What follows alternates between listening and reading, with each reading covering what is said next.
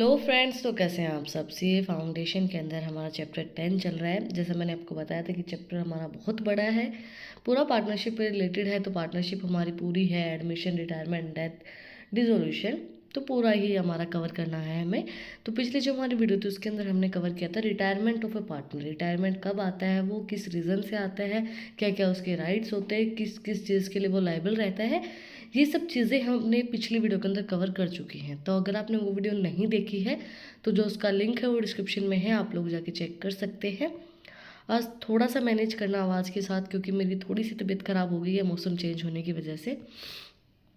तो it's okay, but आप लोगों के लिए तो वीडियो डेली ही आनी है, तो डेली आपको मुझे काम करना पड़ेगा आप लोगों के लिए। तो हम स्टार्ट करेंगे आज डेथ ऑफ अ पार्टनर। किस तरीके से ट्रीटमेंट किया जाता है जब एक पार्टनर की डेथ हो जाती है। तो a partnership firm is a type of organization that is established by two or more individuals with a common objective of revenue generation. The organization witness change in certain events such as admission of a new partner, retirement of and death of an existing partner. In the event of death of partner, the structure partnership is changed in the same way as when a partner is retired.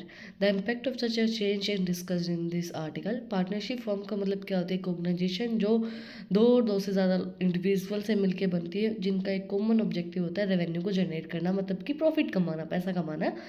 तो जो organisation होती है उसके अंदर बहुत से events होते हैं। जैसे एक पार्टनर नया आया, एडमिशन हो रहा है, रिटायरमेंट ले रहा है एक पार्टनर, या किसी पार्टनर की डेथ हो जाती है। तो जब पार्टनर की डेथ होती है तो उसका किस तरीके से ट्रीटमेंट किया जाता है, क्या चीज़ें होती हैं जब एक पार्टनर की डेथ हो जाती है, तो किस जैसे रिटायरमेंट में होता है उसी तरीके से उसका भी ट्रीटमेंट किया जाता है।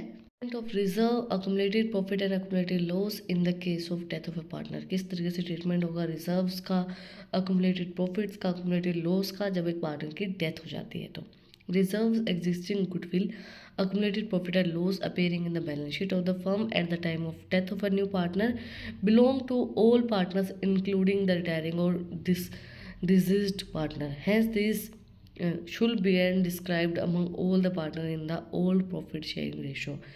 जब किसी पार्टनर की डेथ हो जाती है तो उस टाइम पे जो प्रॉफिट होता है और जो रिजर्व्स गुडविल्स होते हैं वो बैलेंस शीट के अंदर शो किए जाते हैं। डेथ के टाइम पे न्यू पार्टनर्स उनका कोई बिलोंगिंग नहीं है, और ये सारी जो चीज़ें डिस्ट्रीब्यूट की जाती हैं, ये सारी चीज़ें उनके ओल्ड प्रॉफिट शेयरिंग जो रेशियो होता है उसी के अंदर उनके जो रिजर्व्स हैं, जो अक्यूमुलेटेड लॉसेस हैं, उनको उसके अंदर ही डिस्ट्रीब्यूट किया जाता है। एंट्रीज किस तरीके से होंगी?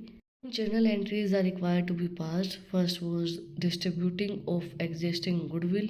एग्जिस्टिंग गुडविल का डिस्ट्रीब्यूशन करना सबसे पहले किस तरीके से होगा? ऑल पार्टनर्स कैपिटल अकाउंट को हम डेबिट कर देंगे और टू गुडविल अकाउंट हो जाएगा। Then distribution of reserves. Reserves का किस तरीके से एंट्री होगी जर्नल में? रिजर्व फंड या फिर general reserve account debit to all partners capital account. Distribution of accumulated losses, all partners capital account debit to profit and loss account. Distribution of accumulated profit and loss account debit to all partners capital account.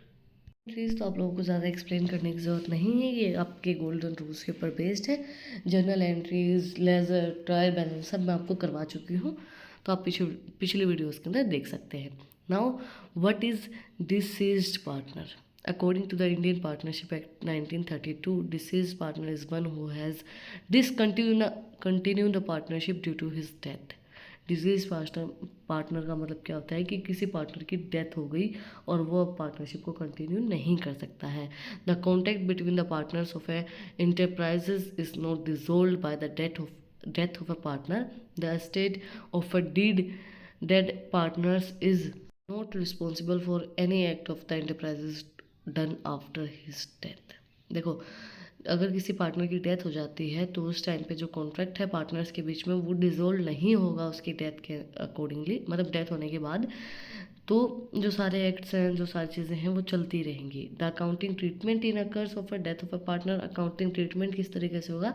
जैसे कि retirement में होता है, similar to that when a partner retires and that in case of deceased partner his belonging is transferred to his legal enforce and settled in a similar way as that of the partners who retire। देखो, जिस तरीके से कोई retire होता है तो उसको settle down किया जाता है, उसकी प्रॉफिट लॉस जो भी चीज़ें होती है उसको दी जाती है। अगर किसी पार्टनर की डेथ हो जाती है तो जो भी उससे बिलोंग करता है लीगली मतलब जो उसका वारिस है, उसकी पत्नी है, उसके बच्चे हैं, तो उनको वो पैसा दे दिया जाएगा।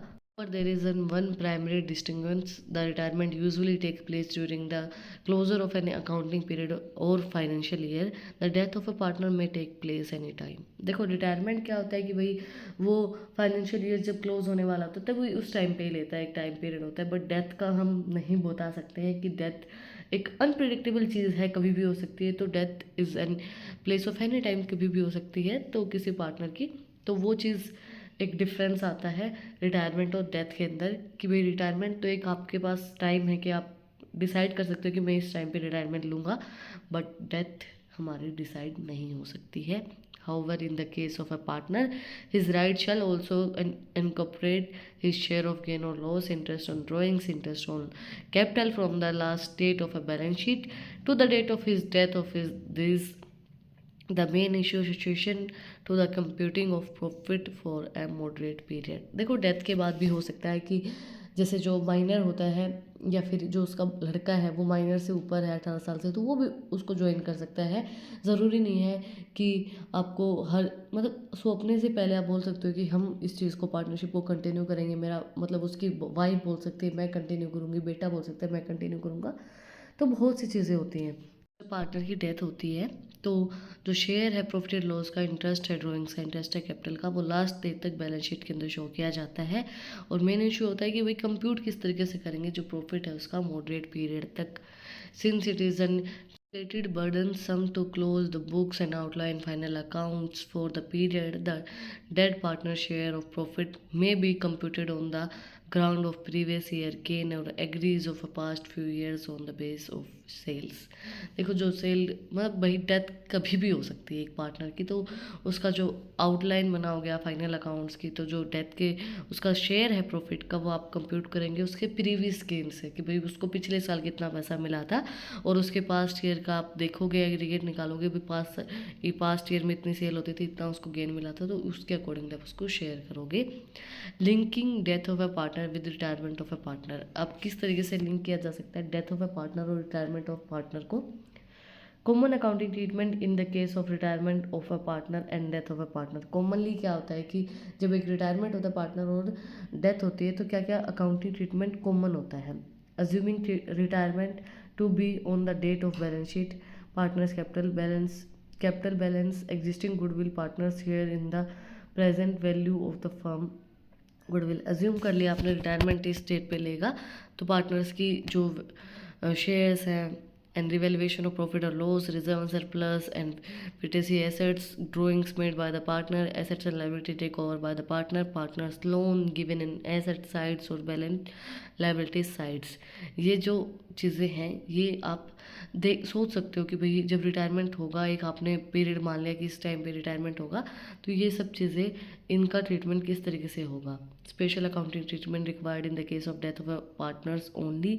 जब पार्टनर की डेथ होती है तो क्या स्पेशल अकाउंटिंग ट्रीटमेंट होता है? सैलरी और commission to partner, interest on capital, interest on drawing, interest on loan, share in a current year's profit. Salary या कमीशन अगर पार्टनर को मिल रहा है तो इंटरेस्ट मिल रहा है, कैपिटल पे इंटरेस्ट मिल रहा है, ड्राइंग्स पे इंटरेस्ट मिल रहा है, लोन पे, या फिर करंट ईयर का जो प्रॉफिट होता है वो share.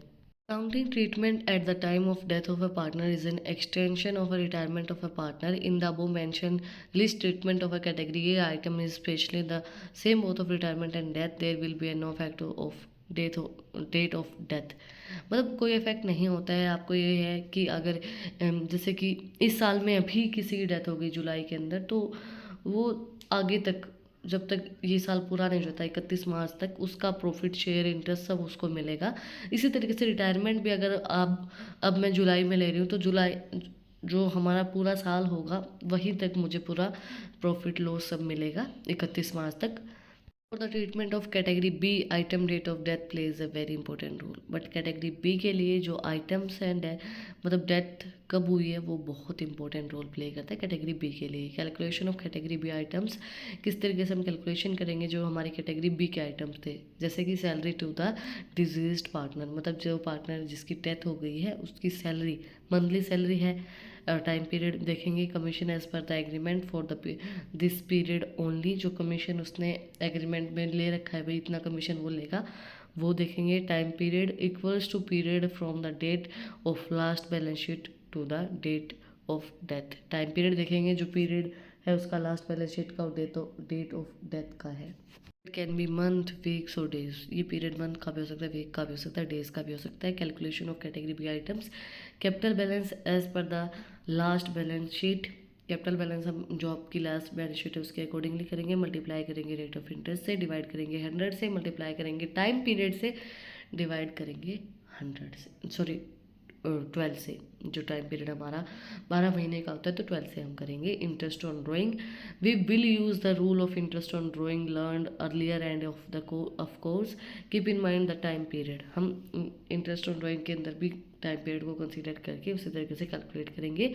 Interest on loan, amount of loan as per the last balance sheet, जो लास्ट बैलेंस शीट का अमाउंट है वो मल्टीप्लाई करेंगे रेट ऑफ इंटरेस्ट से, डिवाइड करेंगे 100 से, मल्टीप्लाई करेंगे time period divide by 12. In a current year profits, to compute the deceased partner share in estimated profit, there are two following approaches basis. दो approaches हमें दे रखे हैं। सबसे पहले है time basis. Under this approach है profit share for the current year in computed on the basis of last year profit और the last few years average. या तो हम उसका प्रॉफिट शेयरिंग रेशो इस तरीके से निकाल सकते हैं भाई लास्ट ईयर का प्रॉफिट उसने कितना लिया था, या फिर एवरेज कैलकुलेट कर ले पिछले 5 सालों के, भाई उसको अभी तक कितना प्रॉफिट मिल रहा था तो इस साल में भी इतना ही मिलेगा।